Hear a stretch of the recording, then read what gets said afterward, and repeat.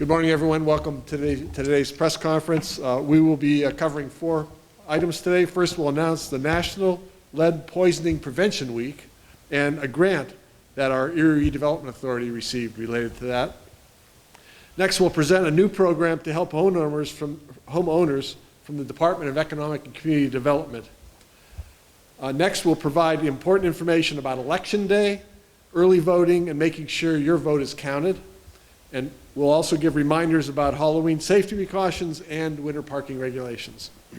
So I'm very pleased to join the Erie Redevelopment Authority, the U.S. Department of Housing and Urban Development, the Centers for Disease Control and Prevention, the U.S. Environmental Protection Agency, in recognizing this week, October 25th through October 31st, as National Lead Poisoning Prevention Week. Lead poisoning continues to affect many young children living in our community. Here in Erie, approximately 80% of our housing was built before 1978, and 1978 is when the use of lead-based paint in residences was prohibited by law. In honor of Lead Poisoning Prevention Week, we are excited to announce that the U.S. Department of Housing and Urban Development has awarded the Erie Redevelopment Authority a lead hazard reduction grant in the amount of $3,011,446. And that grant will tell us more about how this grant will be used. I'm very happy to introduce to you Aaron Snippert from the Erie Redevelopment Authority. Aaron.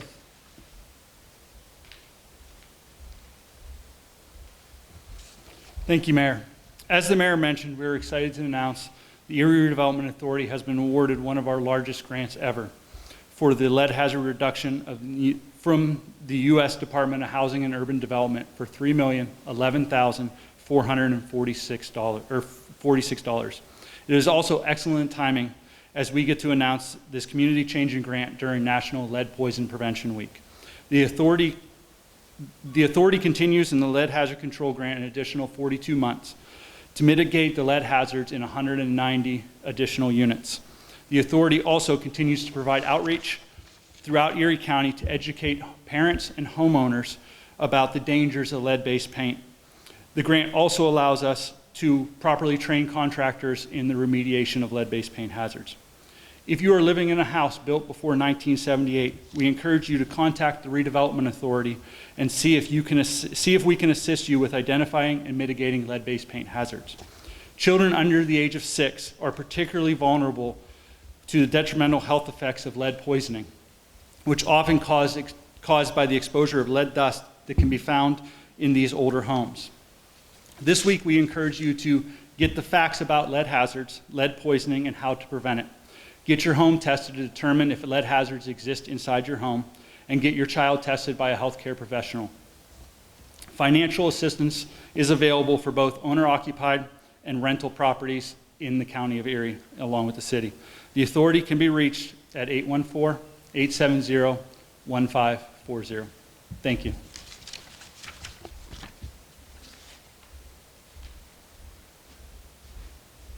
Thank you very much, Aaron. I don't remember the beard. Is that relatively new? Or? Yeah. Oh, it must be because of wearing the mask. We don't see things like that these days. But unfortunately, the most common source of exposure to lead is in the lead-based paint used in many homes. Those homes, as Aaron mentioned, built before 1978. Children and adults living in these homes get lead into their bodies in different ways. For instance, some kids might just eat paint chips. Also, you could just be breathing lead dust during activities such as renovations, repairs, painting, sweeping the floor, or you can swallow lead dust that settles on food preparation surfaces, floors, and windowsills. The Erie Redevelopment Authority is making our community safer by abating the lead in 190 homes, as you heard, throughout our community. It's very important work. I look forward to the day when I can announce that no Erie homes contain lead. Thanks again to Aaron, Scott Henry, and the rest of the Erie Redevelopment Authority team for securing this grant to reduce the risk from lead in Erie homes. Next, I'm very happy to showcase a new program from our Department of Economic and Community Development. The City of Erie was recently awarded $75,000 FAIR funding, that's P-H-A-R-E, FAIR funding, It was a grant to assist low to moderate income homeowners with repairs or necessary home improvements for projects up to $3,000. The program will connect neighborhood groups, homeowners, community-based organizations, PHFA and HUD programs, and social services agencies to existing resources through referrals.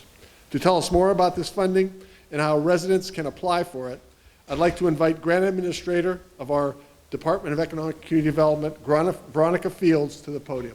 Veronica.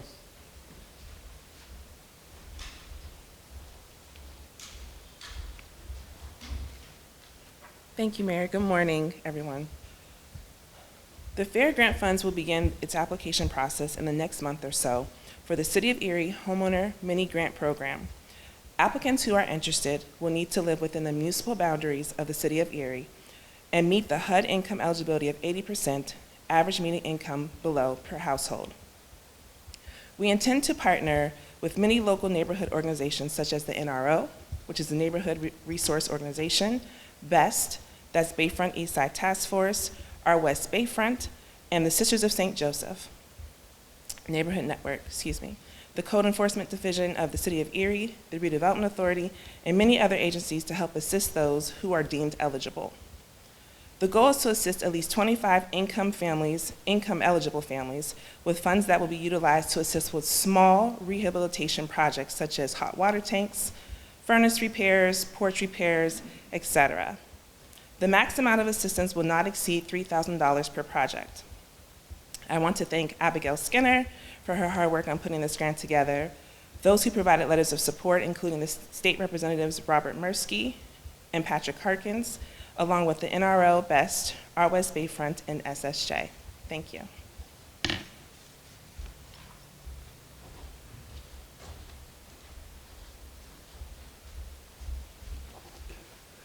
Thanks very much, Veronica.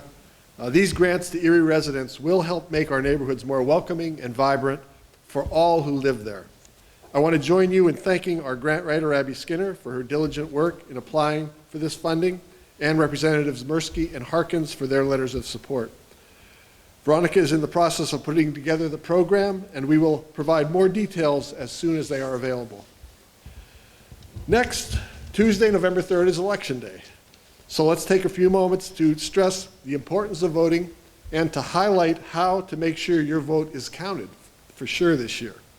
There are basically two ways to vote. First, you can submit a mail-in ballot. Second, you can vote at your polling place on Election Day, which again is Tuesday, November 3rd, between 7 a.m. and 8 p.m. To make sure your mail ballot is counted, you must do the following three things. First, complete your entire ballot in black ink, being sure to completely fill all the ovals. Second, seal your ballot inside the smaller secrecy envelope, then place that envelope into the larger return envelope.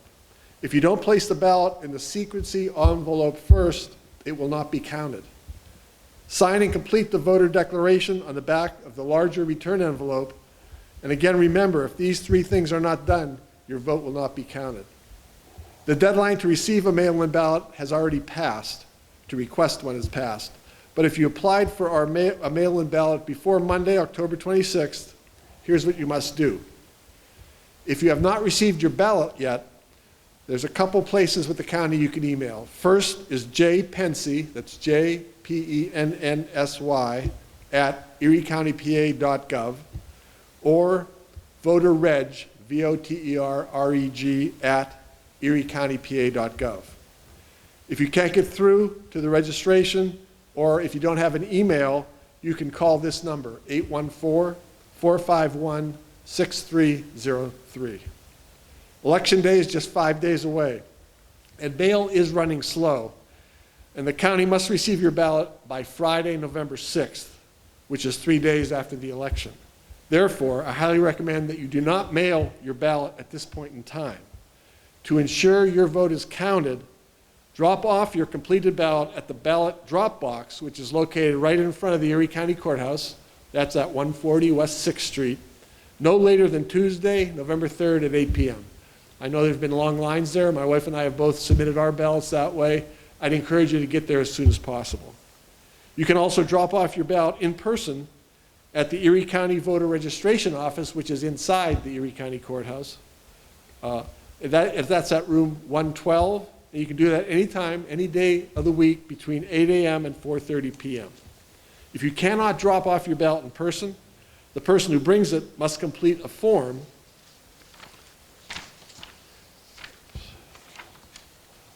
and they have to bring that form with them, or someone can put your ballot in the drop box out front. If you receive the mail-in ballot and decide to vote in person on Election Day, you must bring your ballot, secrecy envelope, and return envelope with you to your polling place. Your mail-in ballot will be voided by an election official, and then you're able to vote in person. If you apply for and do not receive your ballot by Election Day, again, that's November 3rd, next Tuesday, you may vote by provisional ballot at your regular precinct. To find out where you vote, you can go to www.pavoterservices.pa.gov/pages/polling place info .aspx. Or you can find out your in-person voting on Election Day by going to the county's website, https://eriecountypa.gov/department/election-voting. You can click the registration voting tab for directions on how to return ballots. If you need additional information, feel free to call 451-6275. Please take these steps to make sure your vote is counted. 2 weeks ago, we announced guidelines for safe trick-or-treating on Saturday, October 31st from 6 to 8 p.m. I'm concerned because the increase in confirmed cases of COVID-19 infection has really spiked over the last couple weeks. Erie County has had 74 new cases in the last 2 days, 41 on Tuesday, 33 on Wednesday. This is very scary, especially when you see what's going on in Europe right now. France and Germany have just announced their second nationwide lockdowns.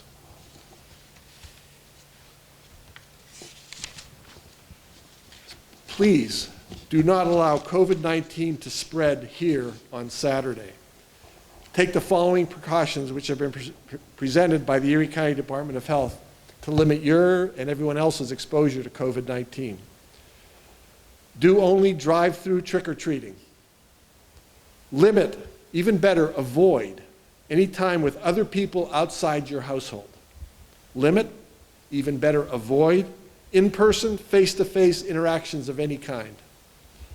Trick-or-treaters should only go out with family members, and always maintain a safe distance if you are around other trick-or-treaters that aren't part of your family.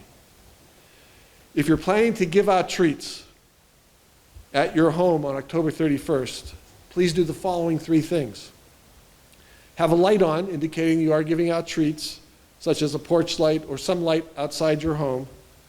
Leave the treats outside, well away from the house, perhaps near the sidewalk, on a table, top, or a chair for pickup.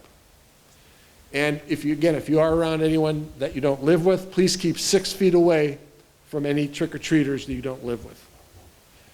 No matter what you do this Halloween, the Erie County Department of Health has recommended that you always wear a cloth face mask anytime you're out of your home, provide prepackaged treats only, keep 6 feet apart, keep get-togethers small, or even don't have get-togethers other than with immediate family, carry and use hand sanitizer regularly, wash your hands before eating candy, and engage in contactless candy handouts. Of course, if you feel sick at all, you should stay home. Please respect others' decisions and stay safe. Finally, as always, never participate in Halloween activities alone.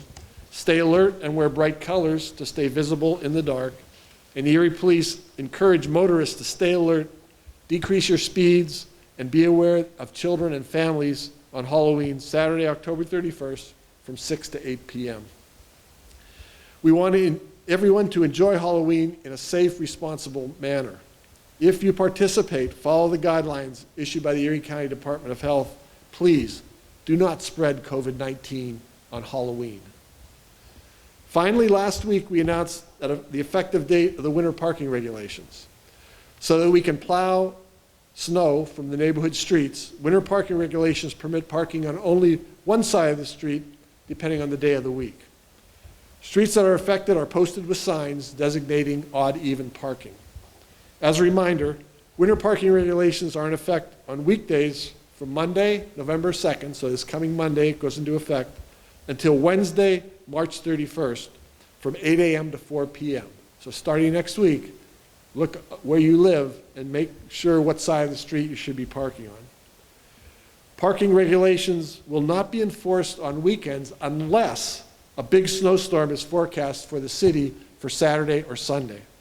If that happens, we will make a declaration and notify the media that odd-even parking continues for that weekend. I think we had to do that at least a couple times last winter as well. So please pay attention to where you are parking and obey the signs in your neighborhood. That concludes today's press conference. Everyone who spoke is now available for interviews. Thanks very much, everyone.